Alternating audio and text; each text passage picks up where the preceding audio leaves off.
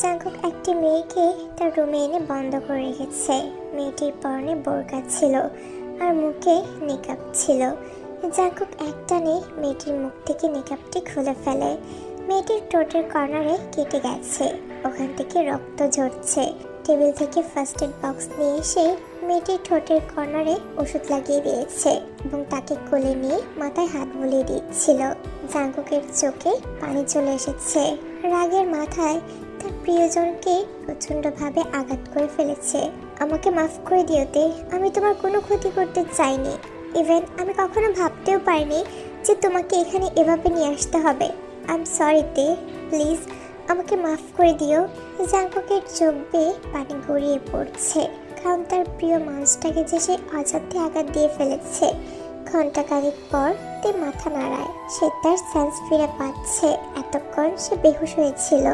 ইস, আমার মাথাটা প্রচুর যন্ত্রণা করছে।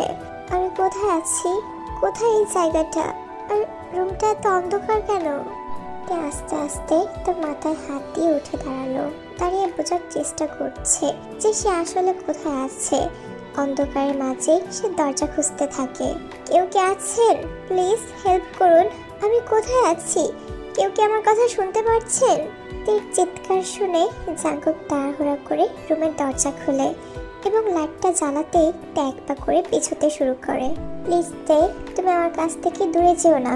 আমি তোমার কোনো ক্ষতি করব না। তুমি আমাকে বিশ্বাস করতে পারো। আমাকে ছেড়ে যেও না তে, প্লিজ। দেখুন জাঙ্কুক, আমার কাছে এসব শোনার টাইম নেই। পাগলামি করবেন না, আমাকে আপনি যেতে দিন। তে প্লিজ বোঝার চেষ্টা করো, আমার দ্বারা সম্ভব না তোমাকে দূরে পাঠানোর। তুমি আমার সাথেই থাকবে, আমার যে তোমাকে খুবই প্রয়োজন। তে জাঙ্কুককে পাশ কাটিয়ে চলে যেতে লাগে, কিন্তু জাঙ্কুক এক টান দিয়ে তাকে দেওয়ালের সাথে চেপে ধরে। তে ব্যথায় চোখ বন্ধ করে ফেলেছে। ছাড়ুন আমাকে, কি করছেনটা কি? আমি আপনাকে সহ্য করতে পারি না, ঘেন্না হয় আপনার স্পর্শে। তুমি কি ভেবেছো তে, তোমার সাথে একটু ভালো করে কথা বলছি দেখে তুমি আমার মাথায় উঠে নাচবে এখন?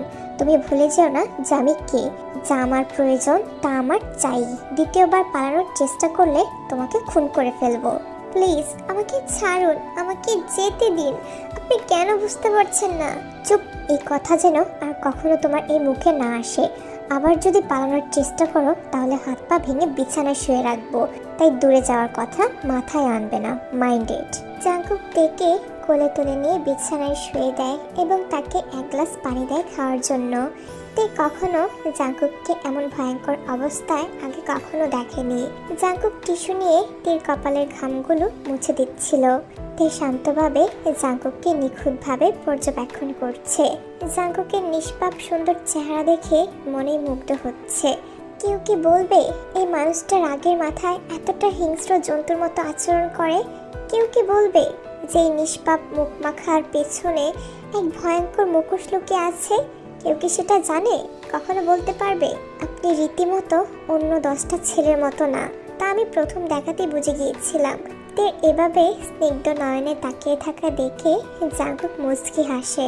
তে, তুমি বোরকাটা খুলে ফ্রেশ হয়ে নাও, আমি তোমার পোশাকের ব্যবস্থা করছি। এরপর একসাথে খেতে বসবো। গত 2 দিন ধরে তোমার পেটে কিছুই পড়েনি।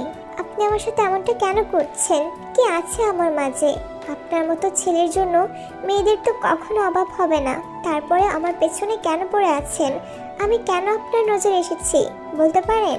সেটা না হয় পরে বলবো, এখন তুমি একটু ফ্রেশ হয়ে নাও, আমি আসছি। তে ফ্রেশ হয়ে বারান্দাতে চলে আসে। বারান্দায় এসে প্রকৃতি অনুভব করছে। সামনে সবুজ শ্যামলী গাছপালা, সেখান থেকে সবুজ স্রোতের হাওয়া বয়ে আসছে। দূর দূরান্তে সব পাহাড়, প্রকৃতির সৌন্দর্যে ঢাকা। সাজেকের এই একটাই বৈশিষ্ট্য, সবুজ নীরব ঠান্ডা প্রকৃতি অনুভব করা যায়। তে চোখ বন্ধ করে প্রকৃতি অনুভব করছে। তে এবার অনার্সের ফার্স্ট ইয়ারে পড়ছে। তার বাবা একজন কেয়ারটেকার। 3-4 বছর আগে তার মা মারা যায়। তের কোনো ভাই বোনও নেই, তাই সে তার বাবার খুবই আদরের একজন মেয়ে। তার বাবা একজন বিশিষ্ট নামকরা ডাক্তারের বাসায় কাজ করে। তে প্রকৃতি অনুভব করছিল। এর মাঝে জাঙ্কুক এসে ডাক দেয়, তে এখানে এসো, আমি তোমার জন্য খাবার নিয়ে এসেছি। আজকে আমি নিজের হাতে তোমাকে খাইয়ে দিব। আমার হাত আছে, তাই আমি নিজের হাতেই খেতে পারবো। সেটা আছে জানি, নতুন করে বলতে হবে না। হা করো, আমি তোমাকে খাইয়ে দিব। জাঙ্কুক তেকে খাইয়ে দিচ্ছে আর তে জাঙ্কুককে দেখে যাচ্ছে। সে কিছুতেই এই লোকটাকে বুঝতে পারছে না। জাঙ্কুকের খাওয়ানো শেষ হওয়ার পর সে তেকে কিছু শপিং ব্যাগ দেয়, যেখানে কিছু জামা কাপড় রয়েছে সে তের জন্য কিনে এনেছে। এগুলো দিয়ে সে ওখান থেকে চলে যায়। বিকেলবেলা তেকে নিয়ে ঘুরতে যাবে। কিছুক্ষণ পর তে শাওয়ার নিয়ে ব্যালকনিতে দাঁড়িয়েছিল। ওই সময় জাঙ্কুক ওখানে আসে। জাঙ্কুককে দেখে তে কিছু বলে না, সে তার মতো প্রকৃতি অনুভব করছে। কিন্তু জাঙ্কুক এক প্রান্তে দাঁড়িয়ে সে তেকে অপলকভাবে দেখে যাচ্ছে। গোলাপি মিষ্টি ঠোঁট, কমর ছাড়া চুল, লাল টুকটুকে গাল, মায়াবরা চোখ জোড়া বাতাসে এসে তের পরশ দিয়ে যাচ্ছে। তের চোখ বন্ধ করে সেটা অনুভব করে যাচ্ছে। সাদামাটা অবস্থায় কোনো মেয়েকে এতটা স্নিগ্ধ সুন্দর পরম লাগতে পারে সেটা দেখে দেখতেই বোঝা যায়। ওর মাঝে যে অন্যরকম একটা মায়া রয়েছে। বিকেলের দিকে জাঙ্কুক তেকে নিয়ে বাইরে হাঁটতে বের হয়েছে। চলতে কালকে আমরা বিয়ে করে নেই। কি বলছেন কি? এটা অসম্ভব। তুমি চাইলে সবকিছু সম্ভব। আপনার বাবা অলরেডি বিয়ে ঠিক করে রেখেছে আপনার। এখন কিছুই করার নেই। বিয়ে শুধু ঠিক হয়েছে, হয়ে তো যায়নি, এখনো সময় আছে। চলো আমরা বিয়ে করে ফেলি। না জাঙ্কুক, এটা কোনো মতেই সম্ভব না। আপনার বাবা যদি জানতে পারে যে আমি আপনার সাথে রয়েছি তাহলে মহা বিপদ ঘটে যাবে। বাবাকে কে জানাবে? আমি সব সোর্স বন্ধ করে তারপর এখানে এসেছি। কতদিন আর কতদিন আপনি এভাবে লুকিয়ে থাকবেন বলতে পারেন? যতদিন না তুমি আমার হবে, তোমাকে আমার করতে পারছি, ততদিন পর্যন্ত আমরা এভাবে লুকিয়ে থাকবো। দেখা যাবে একদিন বিরক্ত হয়ে আমাকে ফেলে চলে যাবেন। কখনোই না, সেই দিনটা কখনো আসবে না। আপনি জানেন যে আপনার চিন্তাধারা আর আমার চিন্তাধারা কখনো এক হতে পারে না। খুব ভালো করেই জানি। তুমি হয়তো ভাবছো যে আমি একজন নামি দামি ডাক্তারের ছেলে আর তুমি সামান্য একজন কেয়ারটেকারের মেয়ে, কিন্তু একবার ভেবে দেখো, এই সমাজে এখনো উঁচু নিচু জাতপাত দেখে কিছু বিবেচনা করে না। তে তুমি ভুলে যেও না যে আমিও একজন ডাক্তার। তোমাকে সাথে রাখার দায়িত্ব আমি ভালোভাবে পালন করতে পারবো। আমি জানি, কেননা আমি আপনার মতো কিছুই না। এখনো পড়াশোনা করছি, সামনে নিজের মতো এগিয়ে যাচ্ছি। তে তোমাকে আমি ছোট থেকে দেখে আসছি, কিন্তু আজও তুমি ওই রকমই আছো, কোনো পরিবর্তন হওনি। তুমি জানো কিনা জানি না, তুমি সবার থেকে আলাদা। প্রতিটা মেয়ে অন্যরকম জাঙ্কুক, কেউ কারোর মতো না। আপনি আমাকে ছোটবেলা থেকে দেখে আসছেন, আমাকে আপনি প্রয়োজন বানিয়ে নিয়েছেন। হ্যাঁ, প্রয়োজন থেকে প্রিয়জন বানাতে চাই। বাবার সাথে এসে আপনার দু একটা কাজ করে দিতাম, তাই বলে প্রয়োজন থেকে প্রিয়জন হয়ে গেছি? ওগুলো তোমার নজরে কাজ হলেও আমার জন্য আদর ছিল। হাসিয়েছেন আপনি আমাকে। আমাকে যদি আজকে ট্রেন থেকে না আটকাতেন তাহলে আমি অনেক দূরে চলে যেতাম। আটকে তো নিয়েছি, আমার কাছ থেকে দূরে তো যেতে দেইনি, তাই তোমাকে আমার সাথেই থাকতে হবে। তারা দুজন একে অপরের দিকে তাকিয়ে আছে। জিয়ন জাঙ্কুক নেই পরায়ণ, বিশ্বস্ত এবং খুব ভালো মানের একজন কার্ডিও সার্জন এবং ডক্টর। বাবা কিম নামজুনের মতোই জাঙ্কুক একজন নামকরা ডক্টর। কোনো কিছুর কমতি না থাকলেও মায়ের আদর নেই। জাঙ্কুক ছোট থাকতেই তার মা পরপুরুষের হাত ধরে বাড়ি ছেড়ে চলে গিয়েছিল। জাঙ্কুকের বাসায় তের বাবা কাজ করে। তের বাবার সাথে তে মাঝে মাঝে তাদের বাড়ি এসে কাজ করত। সেখান থেকে তাদের চেনা জানা পরিচয় শুরু। জাঙ্কুক, আপনি আমাকে সাজেক থেকে চলে যেতে দিন। আপনার বাবা আমার মতো হুজুরি টাইপের মেয়ে কখনোই পছন্দ করবেন না, না কখনো আপনার সাথে থাকতে দিবেন। আপনি চলে গেলে এতেই ভালো হবে। আমি ভাবছি আমরা এক্ষুনি বিয়ে করতে চলে যাব, নয়তো পরে তুমি আরও অজুহাত দেখাবে। এগুলো কোনো অজুহাত না জাঙ্কুক, এটা রিয়েলিটি। আপনার বাবা উচ্চ ক্লাসের মেয়েদের পছন্দ করেন, বড়লোক ফ্যামিলিকে পছন্দ করেন, যেখানে আমি কিছুই না, আমার কিছুই নেই। আমি সামান্য একজন কেয়ারটেকারের মেয়ে, তাই আমাকে নিয়ে এসব ভাবনা আপনার মানায় না। তুমি কি বা কেমন তা জেনে আমার লাভ নেই। আমি তোমার সৌন্দর্য দেখে না, আমি তোমার চরিত্র দেখে মুগ্ধ হয়েছি। সৌন্দর্য একদিন বিলীন হয়ে গেলেও তোমার চরিত্র সবসময় অটুট থাকবে। আমি এটাই চাই, আমার পাশে কোনো অর্ধউলঙ্গ মেয়ে না থাকুক, তোমার মতো একজন পরিপূর্ণ মেয়ে থাকুক। মাফ করবেন আমাকে, আমি যা বলার বলে দিয়েছি। আপনার সাথে এইভাবে থাকাও আমার ধর্মে কোথাও অনুমতি দেয়নি। আমি চলে যেতে চাই। তবে চলো, আজ তুমি আর আমি মিলে একসাথে ধর্ম মোতাবেক করব। আমরা বিয়ে করে ফেললে আর কোনো অজুহাত কখনো দেখাতে পারবে না। তোমার অর্ধাঙ্গ হতে আমার কোনো সমস্যা নেই। তবে তুমি কেন বাবার অজুহাতটা আমাদের মাঝে নিয়ে আসছো? আমি কি তোমার যোগ্য না? এমন কথা বলবেন না। আপনাকে যে পাবে সে নিজেকে একজন ভাগ্যবতী মেয়ে ভাবতে দ্বিধাবোধ করবে না। তাহলে তুমি আমাকে কেন দূরে সরিয়ে দিচ্ছ? একটা কথা জেনে রাখো, আমি যা বলি আমি তা করি। আমি নিজের করেই চলি। আর তুমি আমার অনেক প্রয়োজন। তোমাকে আমার কাছে আগলে রাখতে এক চুল পরিমাণও সময় নষ্ট করব না। এই প্রয়োজনটা সময় অনুযায়ী শেষ হয়ে যায় মিস্টার জাংকুক। আপনি যে প্রয়োজন বলছেন তা আপনি ছাড়া আর কেউই মেনে নিতে পারবে না। জানোতে, আমি ছোট থেকে আদরের পাগল। মায়ের আদর কখনো পাইনি। বাবা সবসময় হসপিটাল নিয়ে ব্যস্ত থাকতেন। সপ্তাহে একদিন ওনার সাথে খাবার টেবিলে দেখা হতো, তাও তেমন একটা কথা হতো না। আমার মস্তিষ্ক ধীরে ধীরে আমার আওতাহীন হয়ে যাচ্ছিল। আমি বুঝতে পারছিলাম আমার ওই খারাপ সময়ে আমার শুধু একটু আদর সোহাগের প্রয়োজন ছিল, যেটা তোমার বাবা দিয়েছে। তোমার বাবার মতো এত ভালো মানুষ আমি আজ পর্যন্ত কোথাও দেখিনি। এত দূর এগিয়ে এসেছি। আমার বাবা যে নাম করা ছিলেন, বাইরের মানুষ তাকে নিয়ে কতই না সমালোচনা করেছে। সবাই ভাবতো কিম নামজুন একাই তার ছেলেকে কত সুন্দরভাবে লালন পালন করেছে মা ছাড়া। কিন্তু সত্যিটা তো আমি জানি, তুমিও জানো। চলুন, অনেক রাত হয়ে গেছে।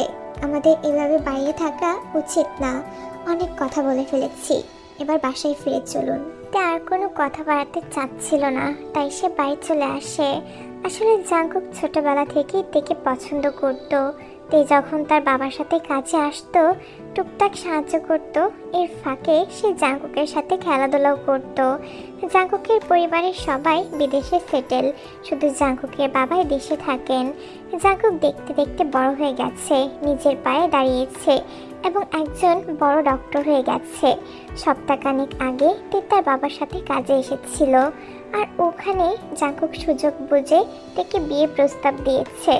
কিন্তু তে কিছুটা অবাক হয়ে যায়। সে মুখের উপর জাংকুককে না করে দেয়। জাংকুক তেমন কিছু বলে না, কারণ সে ভেবেছে তের বাবাকেই সোজা এই প্রস্তাবটা দিবে, তাহলে তে আর না করতে পারবে না। আর এইদিকে একই দিনে জাংকুকের বাবা জাংকুকের অজান্তেই নিজের পছন্দ মতো একজন বিজনেস পার্টনারের মেয়ের সাথে তার বিয়ে ঠিক করে ফেলে। বিয়ের কথা শুনে তার মনটা খুবই খারাপ হয়ে যায়। সে ঠিক করে ওখানে আর থাকবে না, ওখান থেকে চলে আসবে। সে যদি ওখানে থাকে তাহলে জাংকুক কখনোই বিয়েটা করবে না। তাই তে সিদ্ধান্ত নেয় যে সে ওখান থেকে চলে আসবে। সে ঢাকায় আসার জন্য ট্রেনে উঠছিল, কিন্তু জাংকুক কোনো মতে খবরটা পেয়ে যায়, আর সে এসে তেকে আটকে নিয়েছে। তে কোনো মতেই জাংকুকের সাথে আসতে চাচ্ছিল না, তাই সে তেকে থাপ্পড় মেরেছিল, আর যার ফলে তে সেখানে তার জ্ঞান হারিয়ে ফেলে। আর যখন তার জ্ঞান ফিরেছিল, সে নিজেকে সাজেকে দেখতে পায়। তে তার রুমে এসে আবারও ব্যালকনিতে চলে যায় আর তার অতীতের কথাগুলো ভাবতে থাকে। আমি এমন এক যুগে আছি যেখানে মূল্য নেই, আমার আনন্দ আছে কিন্তু উপভোগ করতে নেই। আমি কখনো ওনার কাছে বা আশেপাশে থাকার মতো যোগ্যতা অর্জন করতে পারিনি। তবে কেন উনি আমাকে পাশে চাচ্ছেন? আমি তো যোগ্যতাহীন মেয়ে। উনি এত বড় নাম করা একজন সার্জন, ওনার উপর সব পেশেন্টরা আশা করে থাকে, মেয়েদের লাইন পড়ে থাকে, আর উনি কিনা আমার আশায় বসে আছেন। কেন উনি কেন আমার পেছনে পড়ে আছেন? কত ভালো ভালো মেয়ে আছে, উচ্চ ফ্যামিলির মেয়ে আছে, তারপরে উনি আমাকে কেন চায়? আমি কি করে ভুলে যাব ওনার বাবার বলা কথাগুলা? মানুষ কি সত্যি এমন করতে পারে? ছোট থেকে আঙ্কেলের সেবা করে আসছি, বাবাকে দেখেছি স্নেহ সম্মান করে যত্ন করতে। এক মিনিটে সব ভুলে উনি আমাকে থার্ড ক্লাস অসভ্য নির্লজ্জ বলে আখ্যা দিয়েছেন। আমি যে ওনার জন্যই ওনার ছেলের কাছ থেকে দূরে আছি। আমি তো কখনোই আপনার কাছ থেকে দূরে আসতে চাইনি, কিন্তু আপনার বাবা কখনোই আমাকে মেনে নিবে না। আপনি কেন সেটা বুঝতে পারছেন না? তে আকাশের দিকে তাকিয়ে আছে, তার চোখের কর্নারে পানি জমে গেছে। আর অন্যদিকে জাংকুক শাওয়ার ছেড়ে তার নিচে দাঁড়িয়ে আছে। তার জীবনে আদর ভালোবাসার ছোঁয়া মেলেনি, একা একা বেড়ে উঠেছে। যার এতটুকু ভালোবাসা পাওয়ার জন্য সে পাগল, সে মানুষটা তাকে এক ধাক্কায় ঠেলে দিচ্ছে। সব গল্পেই কি এমন হয়? দুজন দুজনকে মনের দিক থেকে টানলেও পরিস্থিতি এসে সমাপ্তি ঘটিয়ে দেয়। জাঙ্কুক 1 ঘন্টার বেশি সময় ধরে শাওয়ার নিচে চোখ বন্ধ করে ভাবনায় ডুবে আছে। চোখ খুললে যেমন পরিষ্কার দেখায়, চোখ বন্ধ করলে কেউই নেই। জাঙ্কুক নিজের অশান্ত মনকে কয়েক দফা প্রশ্ন করলো, আজ যেটার উত্তর নেই। মানুষের সেবা করতে করতে নিজের মনের সেবা করতেই সে ভুলে গেছে। কি অদ্ভুত, নিজেকে সবার কাছে বিলিয়ে দিয়ে আজ তার কাছে কিছুই নেই, সব শূন্য। তার সামান্য একটা হৃদয়, সেটাও তেন নামক মায়াবীর কাছে বিলিয়ে দিয়েছে। কি আছে তার কাছে? কি অবশিষ্ট রয়েছে? নাকি আরো কিছু বিলিয়ে দেওয়ার বাকি রয়েছে? ও হ্যাঁ, বাকি তো আছেই। তার নিঃশ্বাসটা দেওয়া এখন বাকি আছে। বাবা সেটাই চাচ্ছে, নিজের সেলফ রেসপেক্টের জন্য দিয়ে দিবে। মানুষ না বড়ই আজব। এই যে দেখেন, আপনার চারপাশে এক পক্ষ সম্মতি দিলে আরেক পক্ষ মানবে না। একজন খোঁটা দিলে অপরজন নাক গলাবে। কেউ কুটুকি করলে আরেকজন মুখ ঠেসে গালাগালি শুনবে। এটাই তো নিয়ম, এটাই তো গল্প। গল্পের কথায় একটা নতুন বাক্য শুনেছি, যেটা মানুষ ইদানিং ইউজ করছে। গল্প হলেও সত্য। জাঙ্কুক শাওয়ার শেষ করে তের জন্য খাবার নিয়ে তার রুমে আসে। আপনাকে একটা কথা বলবো। হ্যাঁ বলো, জিজ্ঞাসা করার কি আছে? আপনি যে প্রেয়সীর জন্য দিনের পর দিন অপেক্ষা করছেন, সে যে আপনার হতে পারবে না। কেন? সে কেন আমার হতে পারবে না? সব সময় অপেক্ষার ফল মিষ্টি হয় না। ফল তো ফলেই, তোমাকে পেতে টক মিষ্টি ফলের প্রয়োজন পড়বে না। তাহলে টপিকটা ঘোরানোর চেষ্টা কেন করছেন? যেভাবে তুমি আমায় ঘোরাচ্ছ, আমি একটু কথার চলে ঘুরিয়ে নিলাম। তেকে খাওয়ানোর পর জাঙ্কুক প্লেটটা নিয়ে রুম থেকে বের হয়ে যায়। তে রুমের দরজাটা লাগিয়ে দেয় আর পায়চারি করছে। সে কি করে এখান থেকে পালাবে? কালকে দুপুর একটা ট্রেন রয়েছে যেটা ঢাকা যাবে। তাকে যে করেই হোক না কেন এখান থেকে বের হতে হবে। পরের দিন সকালবেলা জাঙ্কুক ঘুম থেকে উঠেছে। আজকে তার চোখ যেন কিছুতেই খুলতে চাচ্ছিল না। সে কোনো মতে ফ্রেশ হয়ে তে রুমে এসে দরজায় নক করছিল, কিন্তু দরজা খুলছিল না। জাঙ্কুক অনেকবার ডাকার পর যখন তে দরজা খুলছিল না, বাধ্য হয়ে সে দরজাটা ভেঙে ফেলে এবং দেখে রুমের ভিতর কেউই নেই। ওয়াশরুম, ব্যালকনি সব জায়গায় খুঁজে ফেলেছে। তেকে সে কোথাও খুঁজে পায়নি। তে তাড়াতাড়ি করে ব্যালকনির গ্রিলে গিয়ে দেখে রেলিংয়ের সাথে ওড়না বাঁধা রয়েছে। একটু নিচে তাকিয়ে দেখে ওড়নাটা লম্বা হয়ে ঝুলছে। জাঙ্কুক তৎক্ষণাৎ গাড়ি নিয়ে বের হয়ে যায়, যাকে বলে পাগল হওয়া যেভাবে চলে। 8 ঘন্টার রাস্তা মাত্র 15 মিনিটে কাভার করে চলে এসেছে রেল স্টেশনে। তে একমাত্র ট্রেন দিয়েই তার গন্তব্যে পৌঁছাবে। জাঙ্কুক বুঝতে পেরেছে, কেননা বাস জার্নিতে ছোট থেকে প্রবলেম রয়েছে তের। জাঙ্কুক পাগলের মতো ট্রেনের সব কয়টা বগি একে একে চেক করছে। সে কোথাও থেকে পাচ্ছে না। কয়েকজনকে তার ছবি দেখিয়ে জিজ্ঞাসা করেছে। ধীরে ধীরে তার চোখের সামনে ট্রেনটা ওখান থেকে চলে যেতে শুরু করে। এক বুক হতাশ নিয়ে পাশে থাকা এক বেঞ্চের উপর চুপ করে বসে পড়লো। এই যে ভাই, আপনি কি কারো খুঁজতেছেন? সে 1 ঘন্টা ধরে দেখতেছি আপনি এদিক ওদিক দৌড়াইতেছেন। তার জরুরি কিছু খুঁজছেন নাকি? জি ভাই, খুব কাছের কাউকে খুঁজছি, কিন্তু পেলাম না তাকে। সে বোধহয় আমার কাছ থেকে অনেক দূরে চলে গেছে। আচ্ছা ভাই, একটা কথা জিজ্ঞাসা করি, ওই দোকানদারকে আপনি ফোনে জানি কি দেখাইলেন? আমারে কি ওটা দেখানি যাইব? জাঙ্কুক ভিক্ষুকের কথায় তার ফোনে তার ছবিটা দেখায়। সেই ছবিটা দেখা মাত্রই ভিক্ষুক বলে উঠল, ভাই ভাই, হ্যাঁ তো আমি দেখছি। হ্যাঁ, এই স্টেশনে আইছিল, আমারই ভিক্ষাও দিচ্ছে। এই আফাই ট্রেনে উঠতে যাইব, ওই সময় একটা বুইড়া 50 বছরের মতো লোক আইসা আফার কানে কি জানি কইছে আর সাথে লইয়া গেল। মানে কি বলছেন? কি আপনি তেকে দেখেছেন আর কি শুনেছেন? ওরা কোথায় গেছে কিছু বলতে পারেন? ভাই, একটা জিনিস মনে আছে, সাজেকের ওইখানে কি এর হাউসের কথা জানি কইতাছিল, আমার মনে নাই। হাউস বলছিল? আচ্ছা, ফার্ম হাউসের কথা বলছিল কি? ওরকমই হইব, ওইটাই কইছিল। অনেক ধন্যবাদ আপনাকে। আপনি আমার অনেক বড় উপকার করেছেন। আপনি বলুন আমার কাছ থেকে কি চান? আপনি যা চান আমি আপনাকে তাই দিব। আরে ভাই, আপনি যে কি কর না, আমি একটা মানুষের সাহায্য করছি, এর লাগে আমি টাকা নিমু না ভাই? আমি ভিক্ষুক হইতে পারি, কিন্তু আমার মন মানসিকতা এতটাও নিচু না। আপনি জলদি যান, আফা নইলে যাইব গা। যান ভাই, আমার কিছু দেওয়া লাগবে না। জাঙ্কুক লোকটাকে ধন্যবাদ দিয়ে তার গাড়িতে উঠে বসে।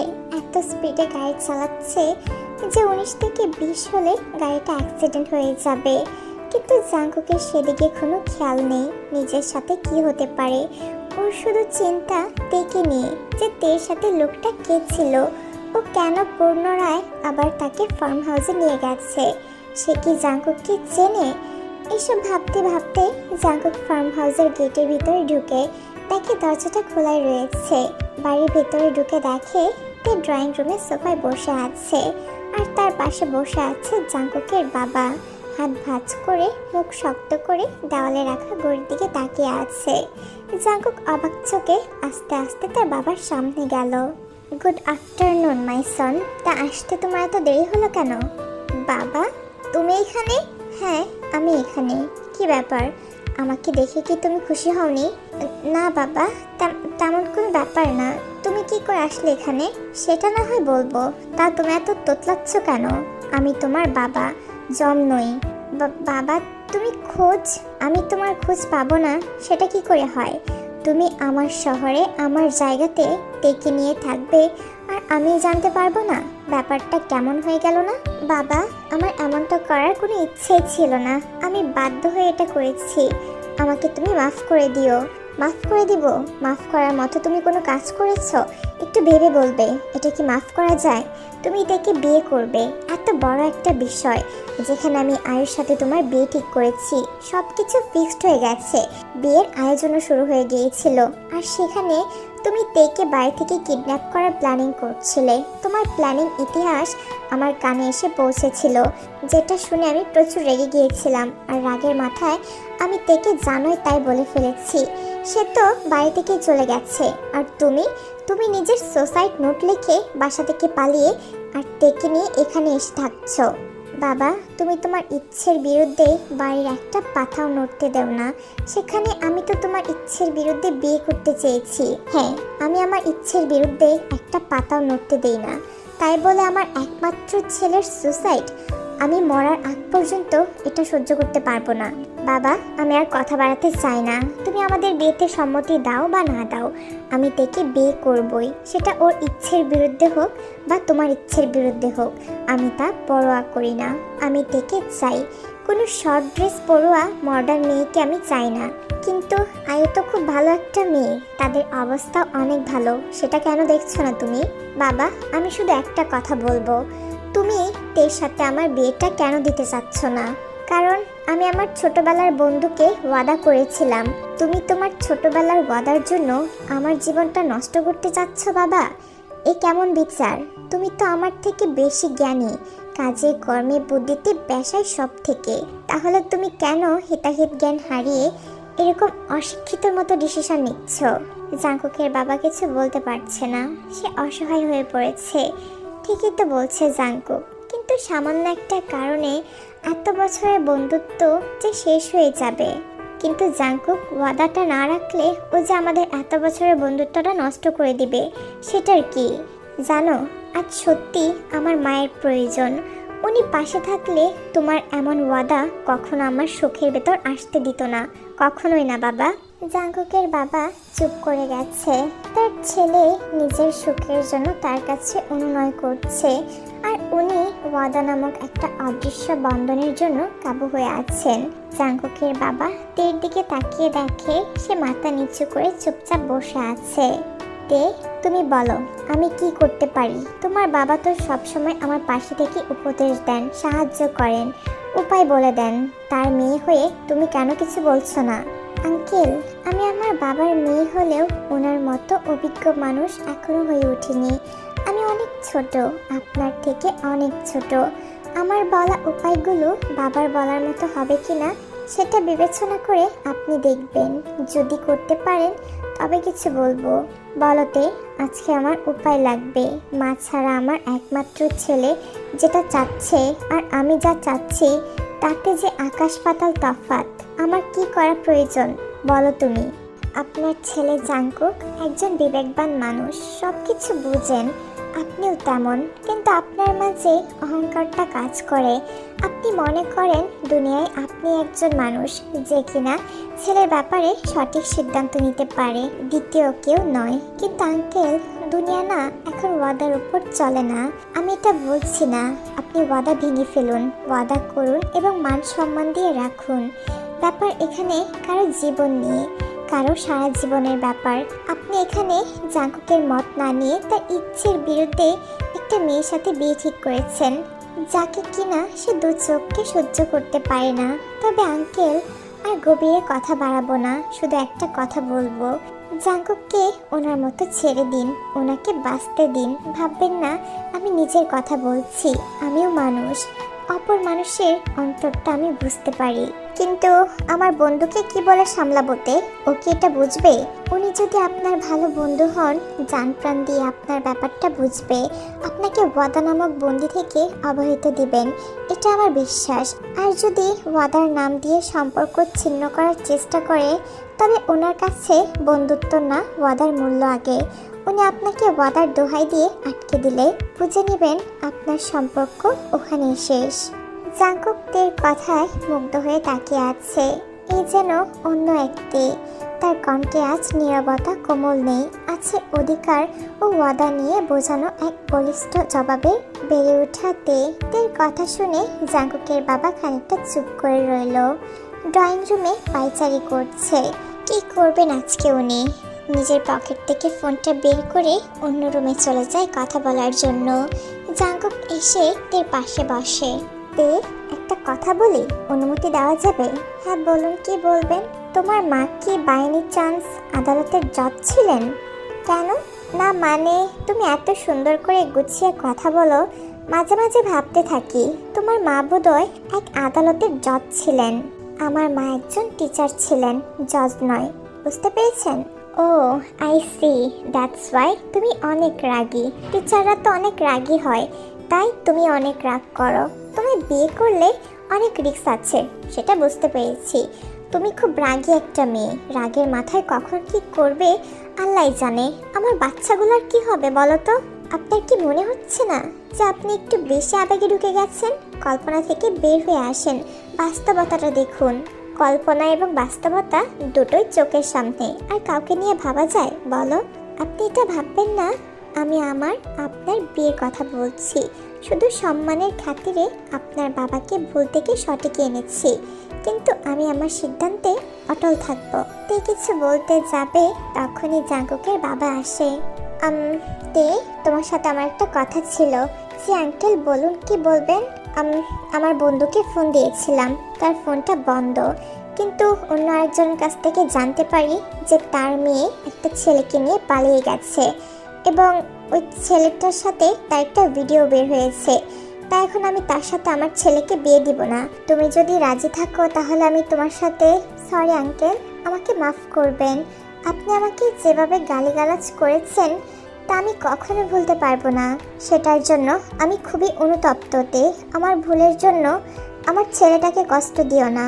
আমি কষ্ট দেওয়ার কেউ না আঙ্কেল, কষ্টটা পরিস্থিতি এবং আবেগ তৈরি করে দিয়েছে। এখন ধৈর্য ধরুন, আপনার ছেলের মাথা থেকে প্রেমের ভূতটা নেমে যাক। নাতে প্লিজ, আমি তোমার কাছে হাত জোড় করছি, আমার ছেলেটাকে আগলে নাও। মাহারা সন্তানটা আমার কাছেও যন্ত্রণা প্রকাশ করতে পারেনি।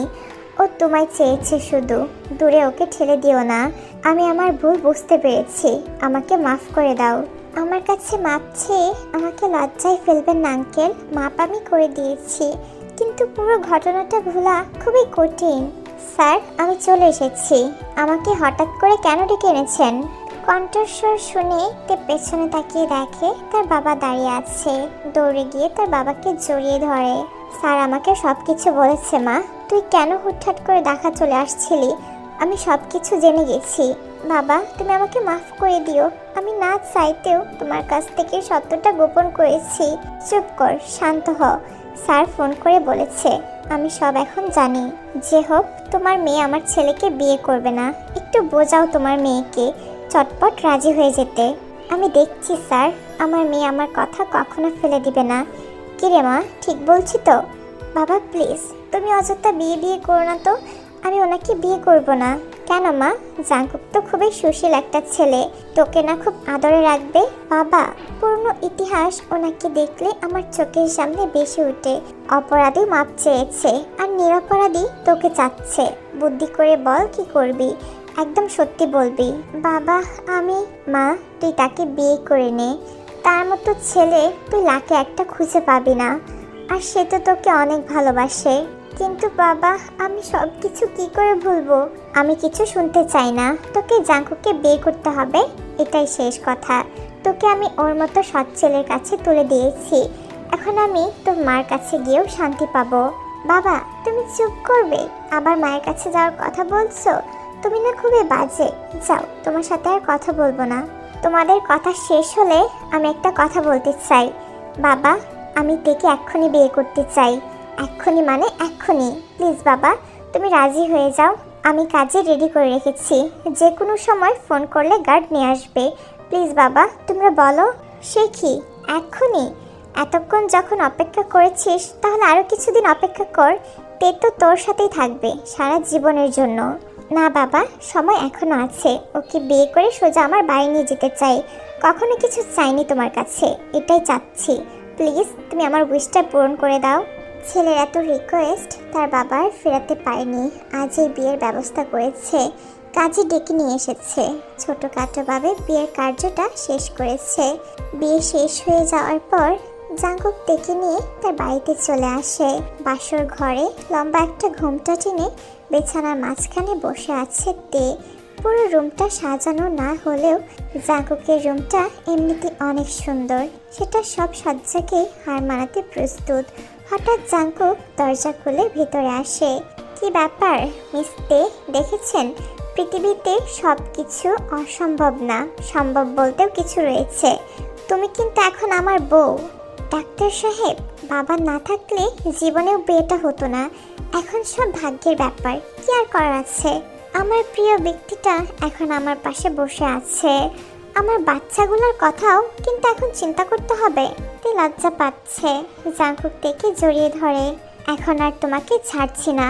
যা কষ্ট আমাকে দিয়েছো সব আজকে পুষিয়ে নিব। জাঙ্কুকদের ঠোঁট জোড়ার দিকে অগ্রসর হয়ে ছুটে যাবে, তার আগেই তার ফোনটা বেজে ওঠে। জাঙ্কুক থেকে ছেড়ে দিয়ে ফোনের দিকে তাকিয়ে আছে। তার মনটা চাচ্ছে এই ফোনটাকে ড্রেনের পানিতে চোবাতে। বিউটিফুল একটা মোমেন্ট। তারপর তার ফোনটা এসে পুরো 12টা বাজিয়ে দিয়েছে। তাই জাঙ্কুকের অসহায় অবস্থা দেখে হাসতে লাগে। জাঙ্কুক বিরক্ত হয়ে ফোনটা ওঠায়। তাকে হসপিটাল থেকে ফোন এসেছে। ফোনটা রিসিভ করে এবং লাউড স্পিকারে রাখে। ডক্টর, ইমার্জেন্সি একটা হার্ট পেশেন্ট এসেছে। ওনার অবস্থা খুবই খারাপ, আর্জেন্ট অপারেশন করতে হবে। আপনি জলদি চলে আসুন ডক্টর। জাঙ্কুক আসছি বলে ফোনটা রেখে দেয়। ফোনটা রাখার পর তো বিছানায় হাসতে হাসতে গড়াগড়ি খাচ্ছে। আর অন্যদিকে জাঙ্কুক মাথায় হাত দিয়ে অসহায়ভাবে বসে আছে। কপাল কপাল, সবকিছু আমার কপাল, বুঝতে পেরেছো? ডাক্তার হওয়াও কপাল, বউ পাওয়ারও কপালের বিষয়। সরি ডিয়ার হবু বাচ্চার দল আমার, আজ তোমাদের বাবা ডাক্তার হওয়ায় বাসর রাতেই তাকে হসপিটালে যেতে হচ্ছে। তোমাদের আনার প্রসেসটা আজকে আর করতে পারলাম না, আমাকে মাফ করে দিও, ঠিক আছে? অন্য একদিন করে নিব। কি বলছেন কি এসব? আপনার মাথা ঠিক আছে? কথা শুনে মনে হয় আপনার মাথা একদম খারাপ হয়ে গেছে। হবে না, আমার পুরো বাসরাতের ফিলিংসটাই নষ্ট করে দিয়েছে। হয়েছে, যান এখন। যাব, আগে এসো তোমাকে একটু জড়িয়ে ধরে নেই।